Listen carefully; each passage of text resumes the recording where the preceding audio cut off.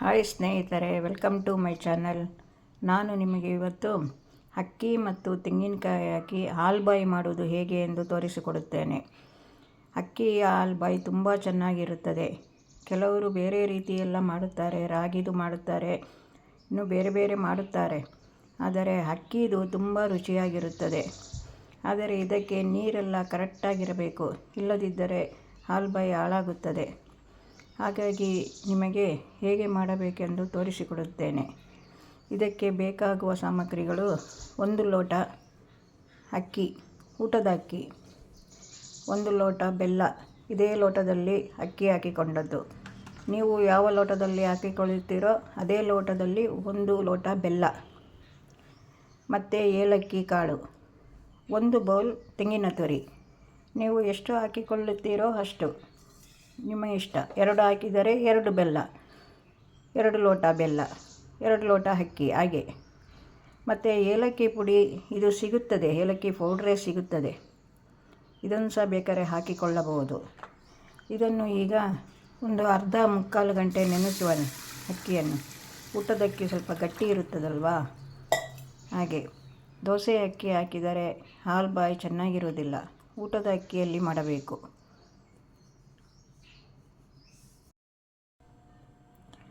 ಈಗ ಅಕ್ಕಿ ನೆಂದಿದೆ ಚೆನ್ನಾಗಿ, 1 ಗಂಟೆ ಕಾಲ ನೆನೆಸಿ ಚೆನ್ನಾಗಿ ನೆಂದಿದೆ ನೋಡಿ, ನೆಂದಿದೆ. ಈಗ ಇದನ್ನು ತೆಂಗಿನ ತುರಿಯನ್ನು, ಏಲಕ್ಕಿಯನ್ನು, 2.5 ಲೋಟ ನೀರು ಬೇಕು ಇದಕ್ಕೆ. 1 ಲೋಟಕ್ಕೆ 2.5 ಲೋಟ ನೀರು ಬೇಕು, ರುಬ್ಬಿಕೊಂಡು ಬರುವ. ಈಗ ಅಕ್ಕಿ ಮತ್ತು ತೆಂಗಿನಕಾಯಿ, ಏಲಕ್ಕಿ ಒಟ್ಟಿಗೆ ಹಾಕಿ ಸಣ್ಣಗೆ ರುಬ್ಬಿಕೊಂಡು ಬಂದಾಗಿದೆ. ಇದನ್ನು ಈಗ ಬಾಣಲೆಗೆ ಹಾಕುವ. ಈಗ ಗ್ಯಾಸ್ ಹಚ್ಚಿ ಬಾಣಲೆ ಇಟ್ಟು ಅದಕ್ಕೆ ಕಡೆದ ಹಿಟ್ಟನ್ನು ಹಾಕಿ ತಿರುಗಿಸಬೇಕು. 2.5 ಲೋಟ ನೀರು ಫುಲ್ ಹಾಕಿಬಿಡಿ ಇದಕ್ಕೆ.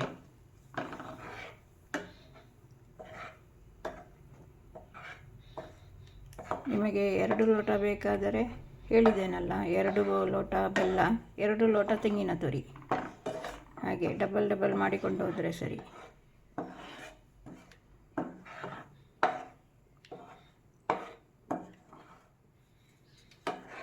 ಈಗ ಇದು ಸ್ವಲ್ಪ ಬೇಯಲಿ.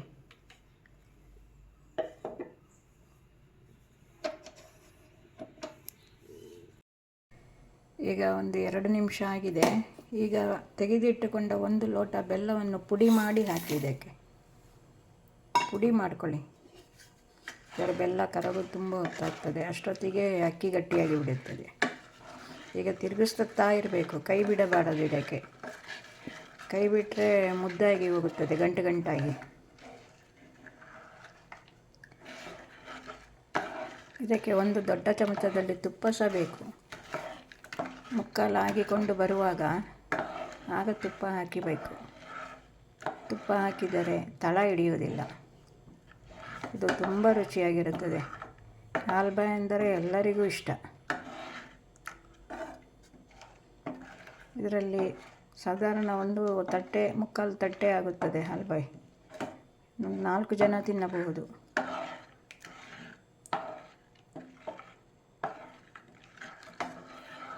ಇದು ತುಂಬ ಚೆನ್ನಾಗಿರುತ್ತದೆ, ಮಾಡಿಕೊಳ್ಳಿ ನೀವು ಸಹ. ಇದು ತಿರುಗಿಸುತ್ತಾ ಇರಬೇಕು. ತಿರುಗಿಸುತ್ತಾ ಗಟ್ಟಿಯಾಗಿ ಬರುತ್ತದೆ.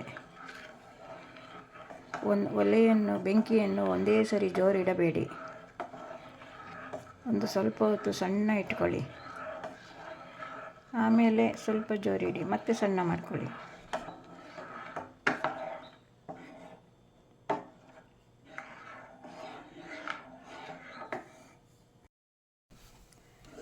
ನೋಡಿ, ಈಗ ಗಟ್ಟಿಯಾಗುತ್ತಾ ಬರುತ್ತಾ ಇದೆ. ಈಗ ತೆಗೆದಿಟ್ಟುಕೊಂಡ 2 ಕಲ್ಲು ಉಪ್ಪು ಹಾಕಿ, ರುಚಿಗೆ ಅದು.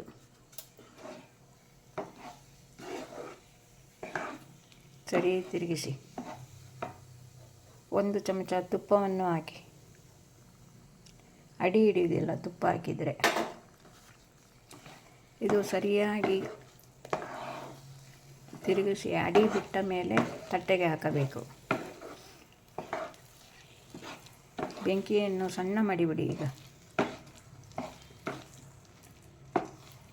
ಇದು ಕೈ ಬಿಡಬಾರದು, ಈಗ ತಿರುಗಿಸುತ್ತಲೇ ಇರಬೇಕು.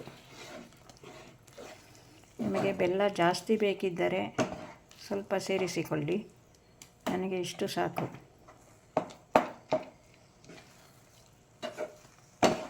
ನೋಡಿ, ಈಗ ಅಡಿ ಬಿಡುತ್ತಾ ಇದೆ ನೋಡಿ. ಈ ಥರ ಅಡಿ ಬಿಡಬೇಕು, ಎಲ್ಲ ಅಂಟಿಕೊಳ್ಳಬಾರದು ಬಾಣಲೆಗೆ. ನೋಡಿ ಎಷ್ಟು ಕರೆಕ್ಟ್ ಆಯಿತು. ಈಗ ಇನ್ನು ತಟ್ಟೆಗೆ ಸ್ವಲ್ಪ ತುಪ್ಪ ಸವರಿಕೊಂಡು ಅದಕ್ಕೆ ಹಾಕಬೇಕು. ನೋಡಿ, ಈ ರೀತಿ. ಬೆಲ್ಲ ಎಲ್ಲರಿಗೂ ಒಳ್ಳೆಯದು. ಬೆಲ್ಲ ತಿಂದರೆ ಏನೂ ಆಗುವುದಿಲ್ಲ, ಅದರಲ್ಲಿ ಕಬ್ಬಿಣ ಸತ್ವ ಉಂಟು. ನೋಡಿ ಹೀಗೆ ಇದು ಈಗ ಆಗುತ್ತಾ ಬಂದಿದೆ, ಫುಲ್ ಆಯ್ತು ಇದು. ಈಗ ಹಾಲು ಬಾಯಿ ತಟ್ಟೆಗೆ ಹಾಕಿ ರೆಡಿಯಾಗಿದೆ ನೋಡಿ, ಎಷ್ಟು ಚೆನ್ನಾಗಿ ಬಂದಿದೆ. ಈಗ ಇದನ್ನು ಕಟ್ ಮಾಡುವ. ಸರಿಯಾಗಿ ಹಾರಿದ ಮೇಲೆ ಕಟ್ ಮಾಡಿ.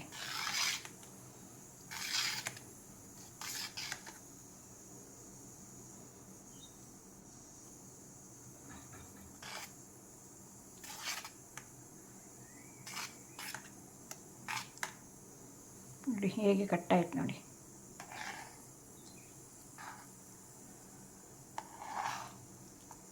ನೋಡಿ ಪೀಸ್.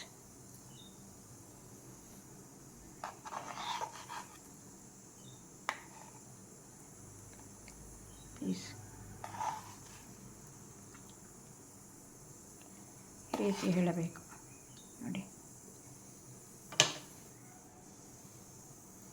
ನೋಡಿ ಎಷ್ಟು ಸಾಫ್ಟ್ ಇದೆ ನೋಡಿ. ನೋಡಿ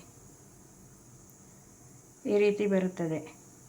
ಕರೆಕ್ಟಾಗಿ ಅದೇ ಅಳತೆಯಲ್ಲಿ ಮಾಡಿದ್ದಾರೆ. ತುಂಬ ಚೆನ್ನಾಗಿರುತ್ತದೆ ಇದು. ಬಿಸಿ ಬಿಸಿ ಇರುವಾಗ ಇದರ ಮೇಲೆ ತುಪ್ಪ ಹಾಕಿಕೊಂಡು ತಿನ್ನಬೇಕು. ಇದು ನಿಮಗೆ ಲೈಕ್ ಆದರೆ ಶೇರ್ ಮಾಡಿ, ಸಬ್ಸ್ಕ್ರೈಬ್ ಮಾಡಿ ಫ್ರೆಂಡ್ಸ್. ಇನ್ನೊಂದು ವಿಡಿಯೋದಲ್ಲಿ ಸಿಗುತ್ತೇನೆ. ಬಾಯ್.